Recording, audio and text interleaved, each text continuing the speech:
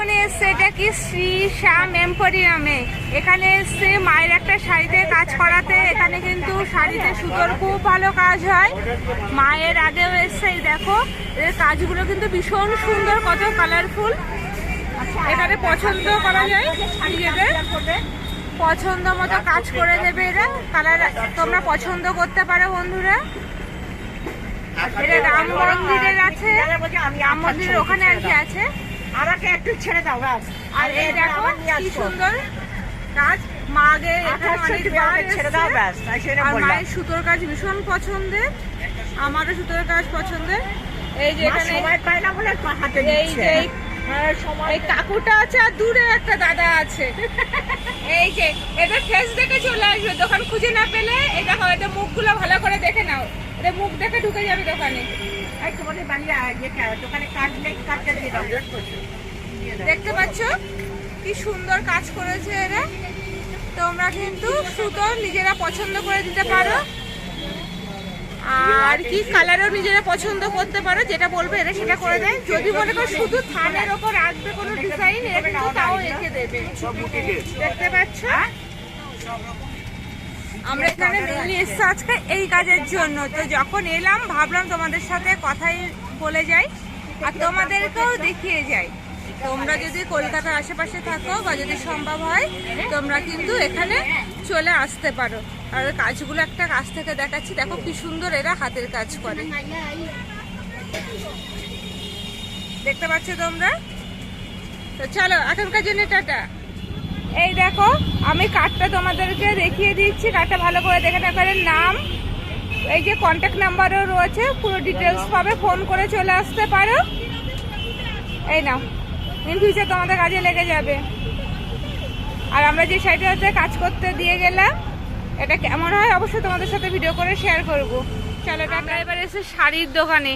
এই যে সব শাড়ি পছন্দ হচ্ছে, এই যে মা বসে রয়েছে, পাশে একটা দিদি এসছে। আর এই যে কত শাড়ি দেখো বের করে দিয়েছে।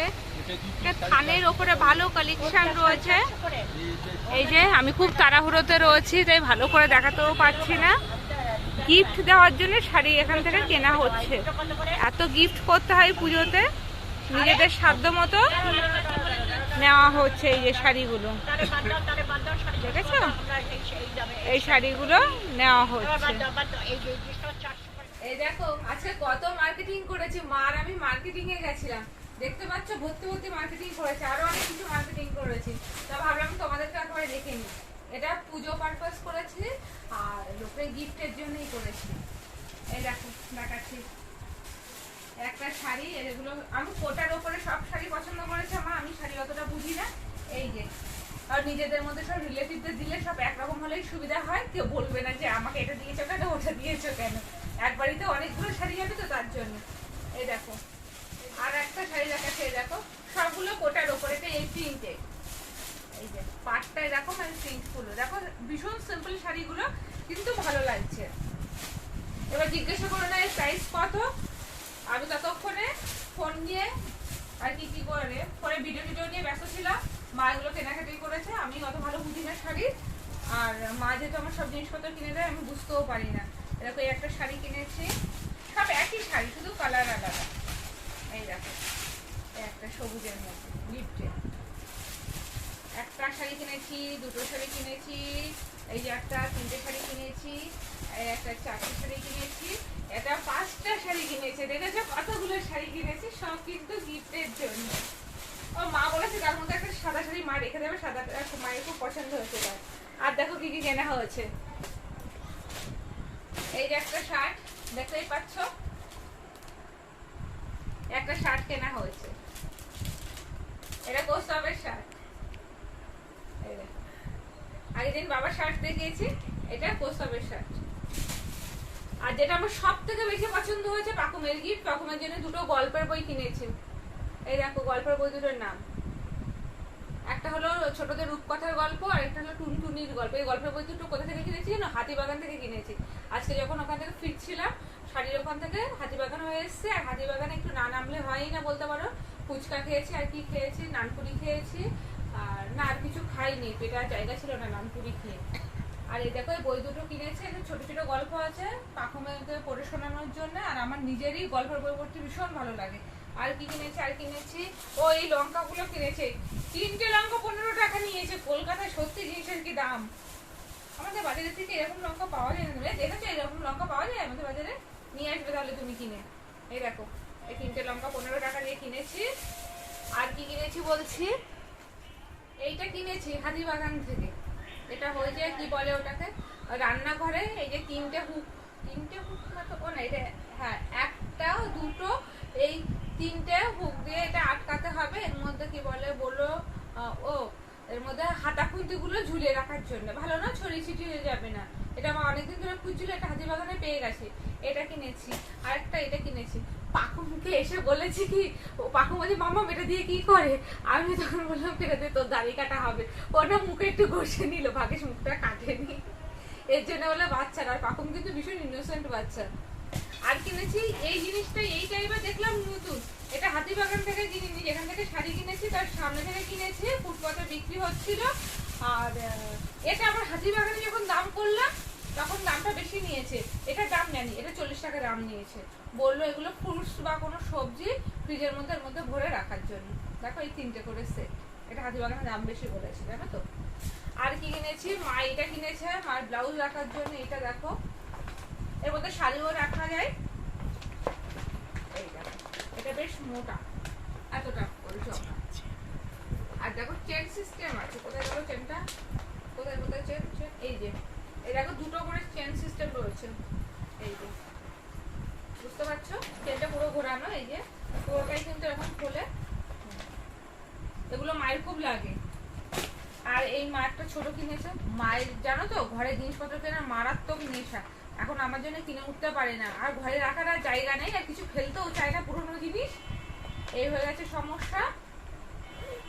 এই দেখো এটা একটা ছোট, বেশ সুন্দর না জিনিসটা, এটা পুরোটাই কিন্তু চেন দিয়ে খোলা যায়, এই যে এখন করে। আর তার মধ্যে প্রচন্ড বৃষ্টি হচ্ছিল, ভেজারও কোনো ইচ্ছা ছিল না, শরীর খারাপ হওয়ার ভয়টা। পাখুন যায়নি, ভালো হয়েছে একদিক দিয়ে। এই যে পাখুন বেরোনোর আগে বললো মাম্মা তোমরা বেরোচ্ছে, তোমরা বৃষ্টি ভেজো, আর আমার তো আজকে পরীক্ষা হয়ে গেছে, আমি বাড়িতে মজা করে ঘুরিয়ে উড়িয়েছে নাকি। আর এইগুলো ব্লাউজ রাখার জিনিস, দেখো এগুলো এতটা চওড়া রয়েছে, এটাও কিন্তু এরকম চেন সিস্টেমে। এই দেখো এইগুলো তো কি হয় বলো তো, সব জায়গায় এটা দেখা যায় বাইরে থেকে কোন কোন কালারের রয়েছে সেটা কিন্তু দেখা যায়। এই মা কিনেছে 2টো, এই যে এই দেখো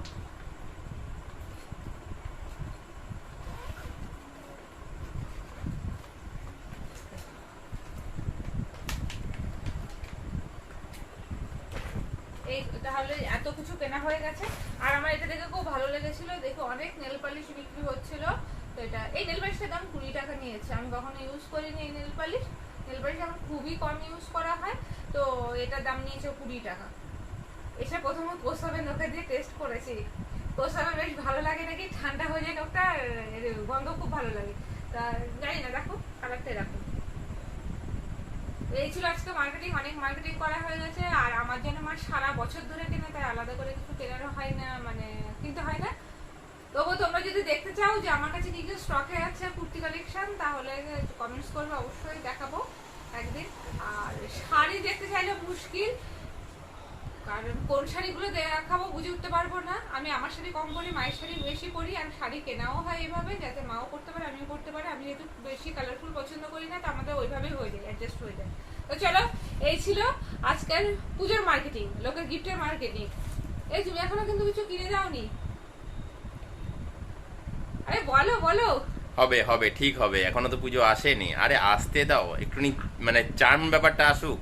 আচ্ছা আচ্ছা, জানো পুজো পুজো একটু গন্ধ ছড়া। কোন বাদে কেন বললো, কারণ ও আমাকে পুজোতে আলাদা করে কিছু কিনেই দেয় না। ও জানে মা বাবার থেকে আমার সব পাওয়া হয়ে যায়, আর সত্যি কথা মা বাবা আমাকে সব কিনে দেয় বলে ওর কিছু কিনে দেওয়ার দরকারও পড়ে না, ওর জন্য কিছুই বাকি থাকে না। ওই লিপ বাম বাবা তাও মনে করে রেখে দিয়েছে। যাই হোক, এমনিও আমাকে হাত খরচের টাকা দেয় পুজোতে, আমার তাও আমার কাজে লাগে না হাত খরচের টাকা, আমার সব চা পাওয়া আমি এমনিই পেয়ে যাই, তো আমার টাকার কোনো নেশাই নেই বলতে পারো। তো চলো আজকের মতো ব্লগটা আমি এখানে শেষ করছি। আজকে ছিল ব্লগটা পুরোটা বলতে পারো মার্কেটিং এর উপরে, এই ফার্স্ট টাইম মার্কেটিং শেয়ার করছি এত বন্ধুদের কাছে। তো চলো সবাই টাটা, গুড নাইট।